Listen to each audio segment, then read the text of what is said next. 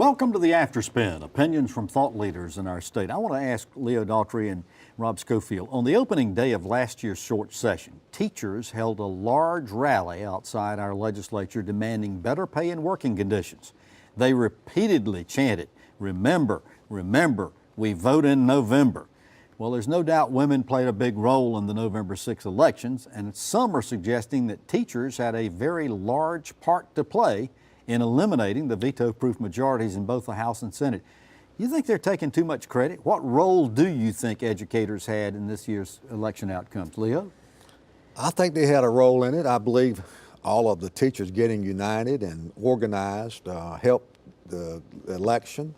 I do think some people resented them coming to Raleigh and having those demonstrations, but I think overall, when you get a group as big and as influential as teachers are, and they get united, they can make a big difference. Now, a lot of people wanted to say this was NCAE led, and these teachers were very quick to respond, no, this was not an NCAE impetus as much as it was teachers themselves getting together. Well, I think NCAA was certainly involved. They were there on the main, they were there in front. They were not unaware. And they were happy that other people came, some who were not members of the NCAE. Right, right. Rob Schofield, what's your take on this?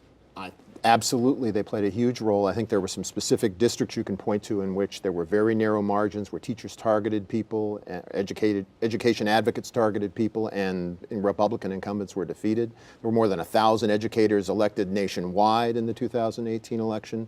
I think NCAE played an important role, but there were also an awful lot of just average citizens who were just parents maybe, or former parents of students in the public schools who felt very worried about the state of public education in our state, very concerned about the disinvestment that's gone over the last decade. I think this will build more momentum for that movement because they have a sense of accomplishment, of victory, and I think in 2020 they may be even more formidable. Education is one of those subjects where people might tell you, I really like the school that my child is in, but in general, I don't think it's doing real well. Isn't that accurate? That's correct.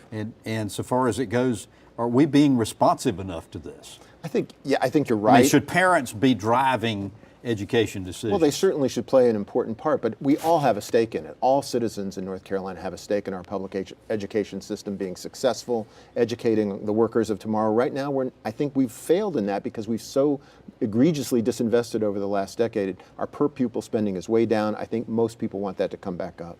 All right. Well, thanks for watching the Afterspin. We'll have more video all during the week on ncspin.com.